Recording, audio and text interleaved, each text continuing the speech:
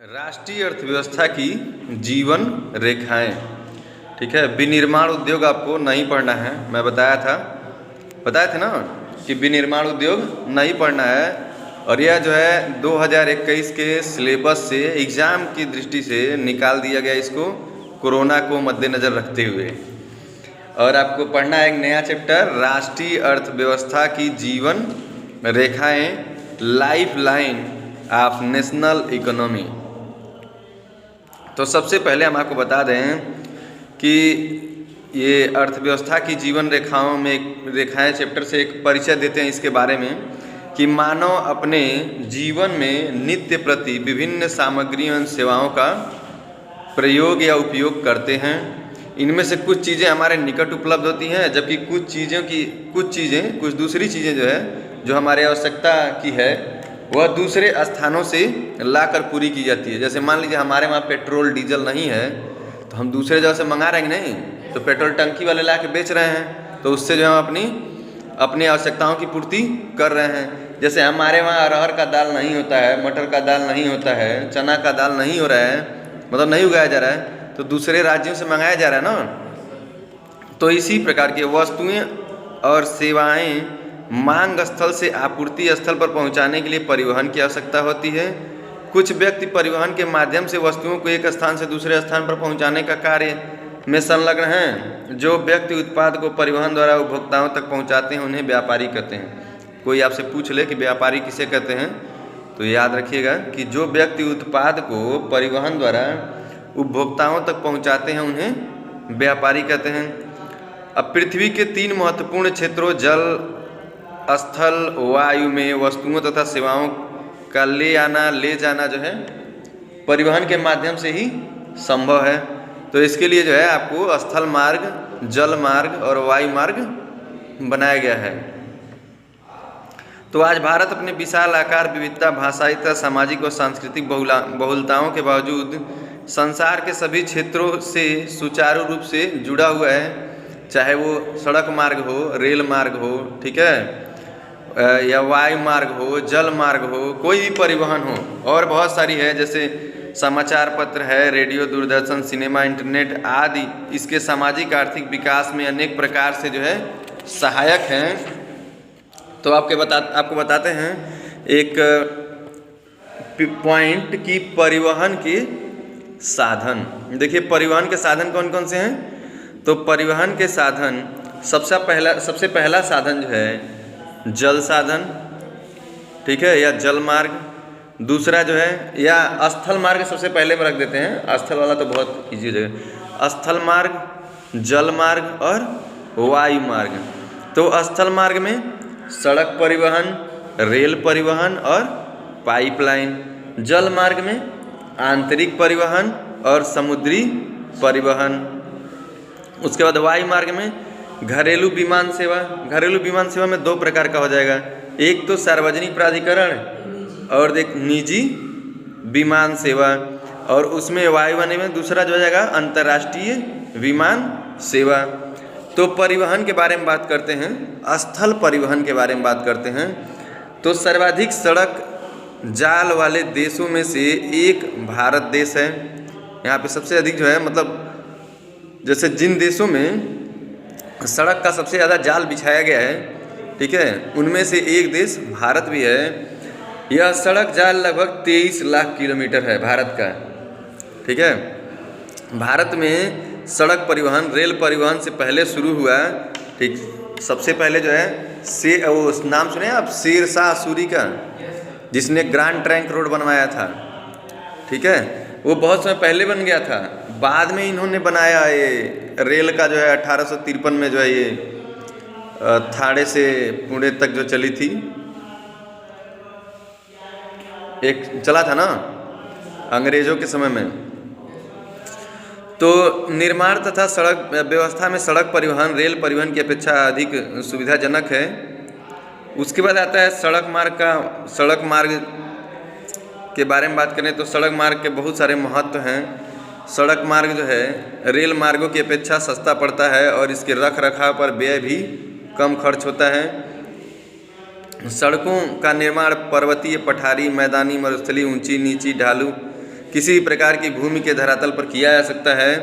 सड़कों से व्यक्ति अपने गंतव्य तक आसानी से पहुंच जाता है, जबकि रेल व्यक्ति को स्टेशन पर ही छोड़ती है ना। स्टेशन रेल आपके घर लाके नहीं छोड़ेगी, लेकिन सड़क परिवहन से आप घर आ सकते हैं नहीं आ सकते हैं, वही कह रहे हैं। सड़कें दो प्रकार की होती हैं, एक कच्ची सड़कें, एक पक्की सड़कें। तो भारत की 68.8% जनसंख्या गांव में रहती है, इसलिए भारत को गांव का देश कहा जाता है। सड़क और गांव को जोड़ने का कार्य कच्ची सड़कें ही करती हैं। देश के पहाड़ी भागों, जंगल और मरुस्थलीय भागों में पक्की सड़कें बनाना कठिन कार्य है, इसलिए इन भागों में कच्ची सड़कें ही आवागमन का मुख्य साधन है। भारत के गांव में आज भी खेत में उत्पादित फसलों को बाजार तक ले जाने और बाजार से अपनी आवश्यक वस्तुओं को लाने का कार्य कच्ची सड़कों द्वारा होता है। लेकिन अब जो है समय बदल गया है, अब धीरे धीरे जो है सड़कों का निर्माण हो रहा है। सड़कों के निर्माण में प्रोजेक्ट तो पास हो रहे हैं, सड़कें बन भी रही हैं, लेकिन अब हकीकत कह दिया जाए तो सड़कें जो है कैसी बन रही हैं आप लोग देख ही रहे हैं। पैसे तो मतलब हाई क्वालिटी का है, मतलब उच्च स्तरीय पैसा लग रहा है, लेकिन काम जो उच्च स्तरीय नहीं हो रहा है, तभी तो कुछ ही दिनों में टूट जा रही हैं। हाँ, उसके बाद पक्की सड़कें हैं। तो परिवहन साधनों में पक्की सड़कों का विशेष महत्व है। देश के आर्थिक विकास में इन सड़कों का जो है विशेष योगदान है। पक्की सड़कें कोलार तथा पत्थर की रोड़ी से बनती है, अब तो ये सीमेंट वाली बन रही है, RCC। अब पक्की सड़कों का निर्माण कंक्रीट और सीमेंट से होता है। सड़कों का वर्गीकरण के बारे में बात करते हैं। तो सन 1943 में नागपुर में आयोजित सम्मेलन में प्रबंध की दृष्टि से सड़कों को निम्न भागों में बांटा गया था। सबसे पहला राष्ट्रीय राजमार्ग, दूसरा जो है प्रांतीय राजमार्ग, तीसरा जो है सीमावर्ती सड़कें, चौथा जिला सड़कें, पांचवा ग्रामीण सड़कें। ठीक है, राष्ट्रीय राजमार्ग की बात करते हैं तो इनका राष्ट्रीय महत्व होता है। ये प्रदेशों की राजधानियों, महानगरों, बंदरगाहों से जोड़ती हैं। जैसे भारत के 4 बड़े नगरों मुंबई, कोलकाता, दिल्ली तथा चेन्नई को जोड़ा गया है चतुर्भुज सड़क परियोजना के अंतर्गत, और इसकी लंबाई 5846 किलोमीटर है। प्रांतीय राजमार्ग जो है राज्य के प्रमुख नगरों को आपस में जोड़ती है। सीमावर्ती सड़कें जो है, इस तरह की सड़कों का निर्माण देश के सीमावर्ती भागों में किया जाता है।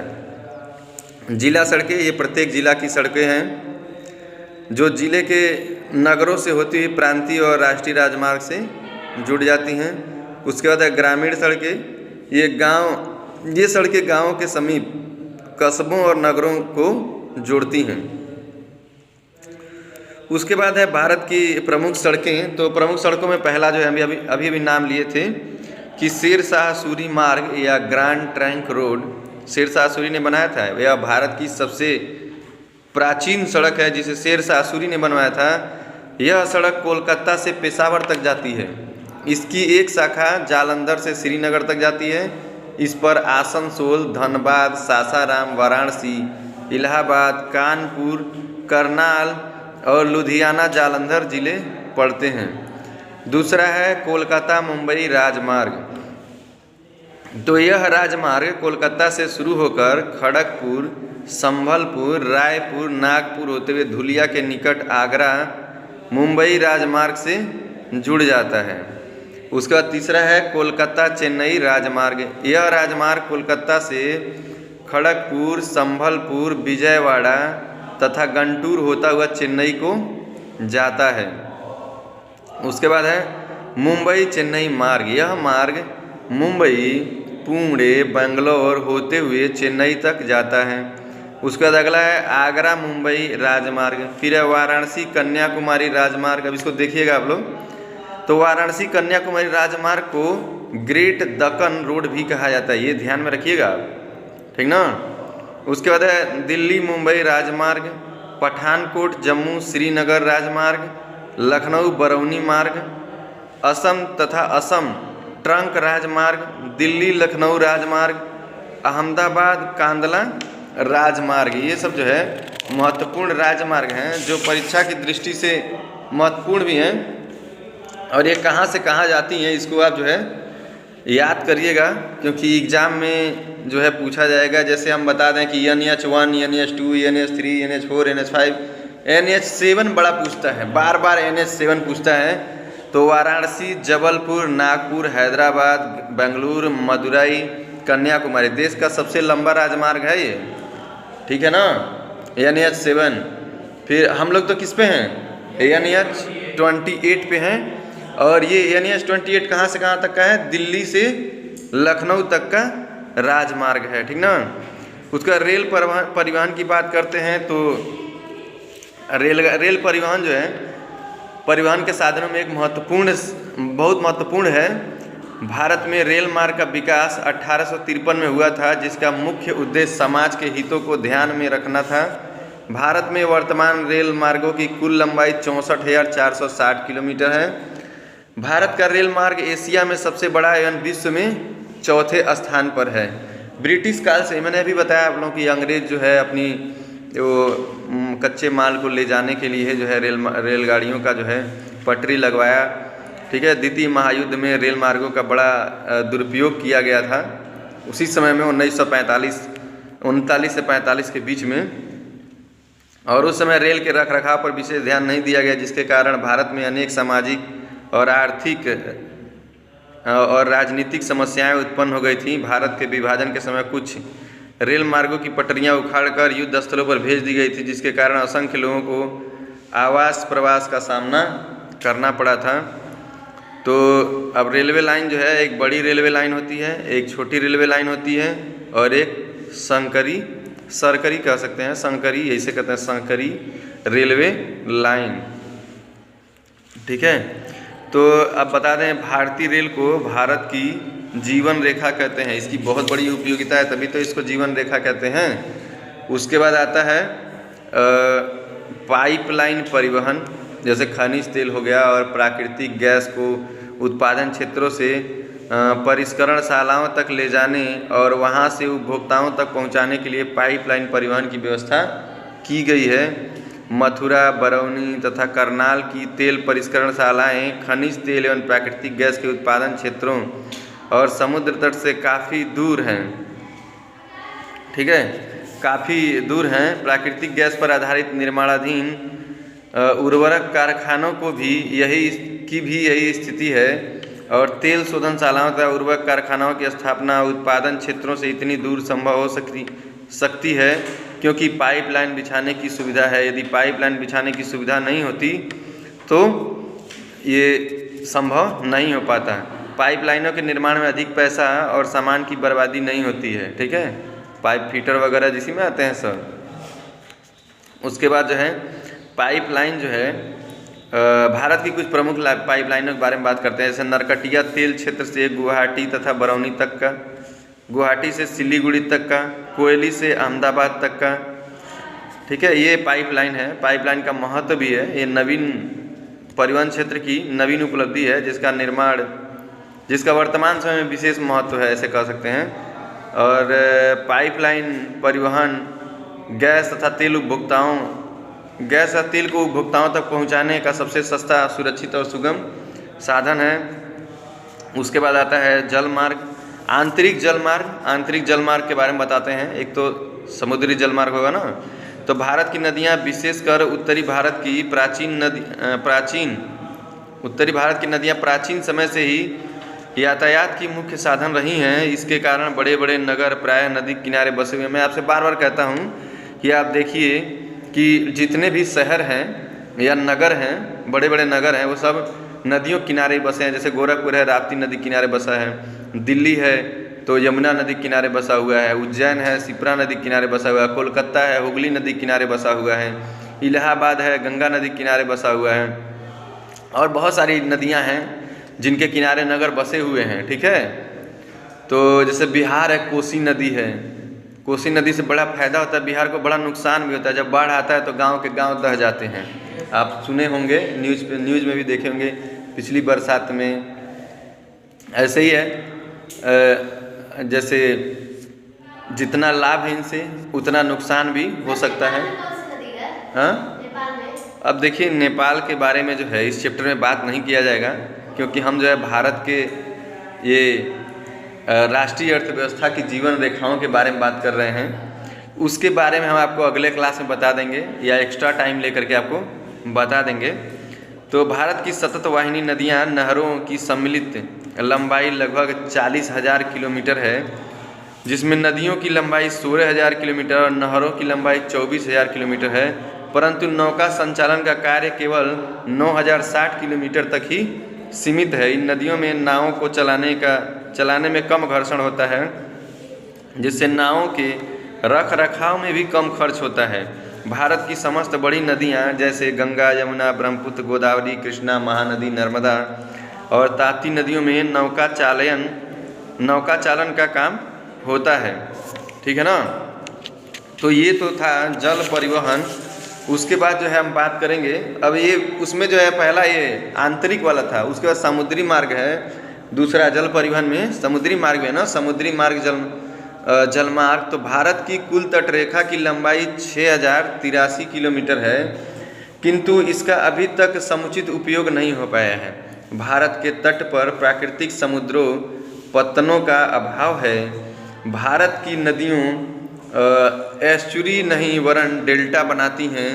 तट प्रदेश उसकी संचित मिट्टी से पट जाता है और नदी की धारा कई भागों में बढ़ जाती है, जिसके कारण आंतरिक भागों में सुरक्षित एवं उत्तम पोताश्रय नहीं बन पाते हैं।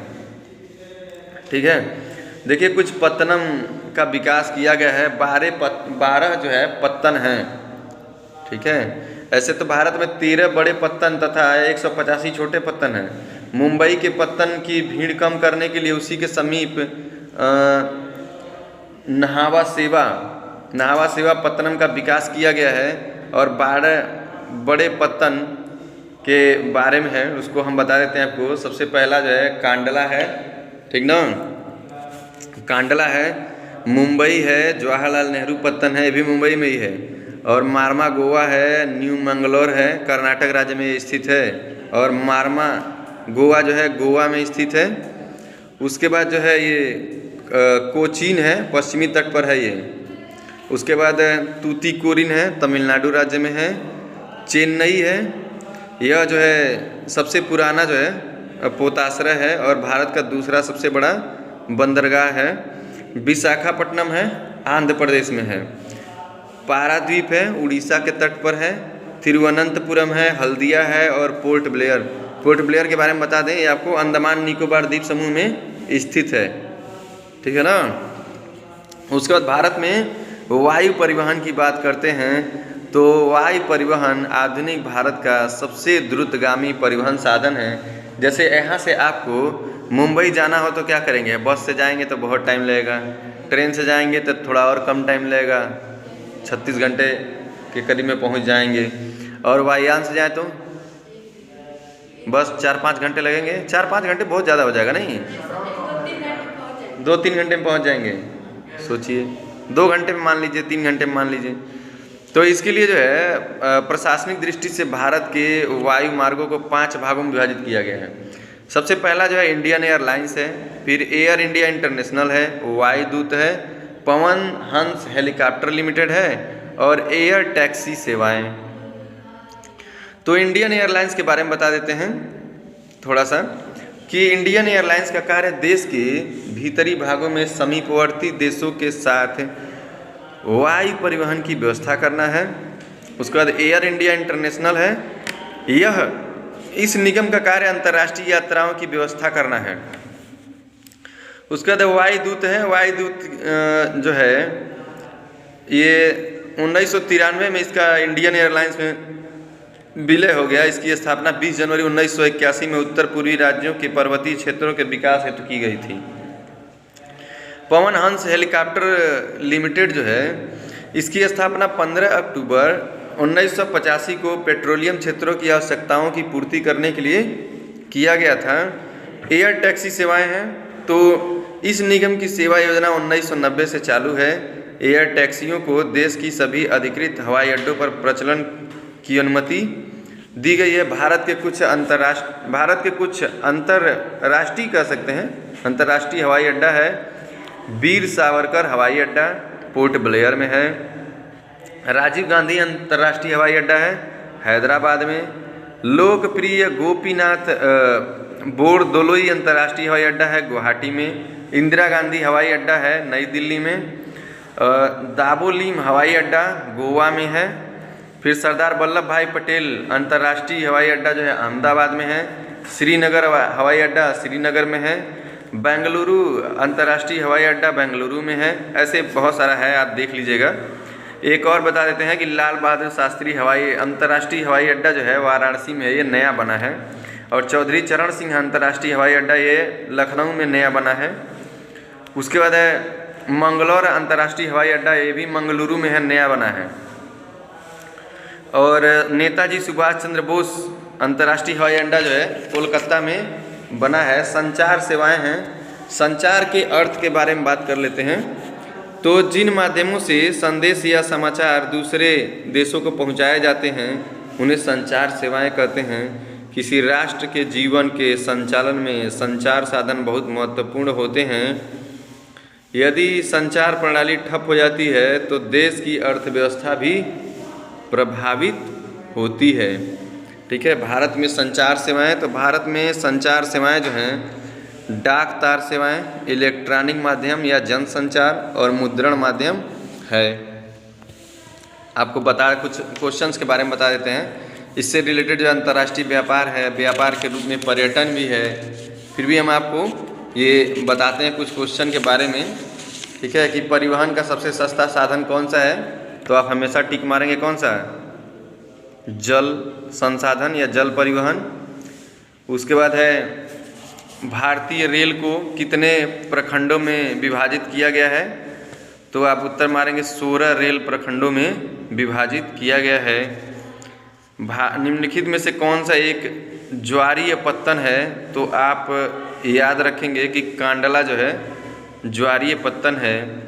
कितने देशों के साथ भारत के वायु सेवा अनुबंध है, तो 60 देशों के साथ। वायुदूत की सेवा कितने स्थानों को सुलभ है, तो 52 स्थानों को। भारत में गांवों की संख्या कितनी है, तो अभी ये थोड़ा पुराना आंकड़ा है हमारे पास कि 5,57,137 गांव है भारत में। उसके बाद है हमारा सबसे बड़ा पत्तन कौन सा है, तो मुंबई पत्तन से देश का कितना व्यापार होता है, तो लगभग 1/4 से अधिक व्यापार होता है। ठीक है, आप जो इसको देखते रहिए और जो नहीं समझ में आया उसे पूछ लीजिएगा, हम बताएंगे। एक क्वेश्चन और आपको बता देते हैं कि नदीय पत्तन कौन सा है, तो कोलकाता है।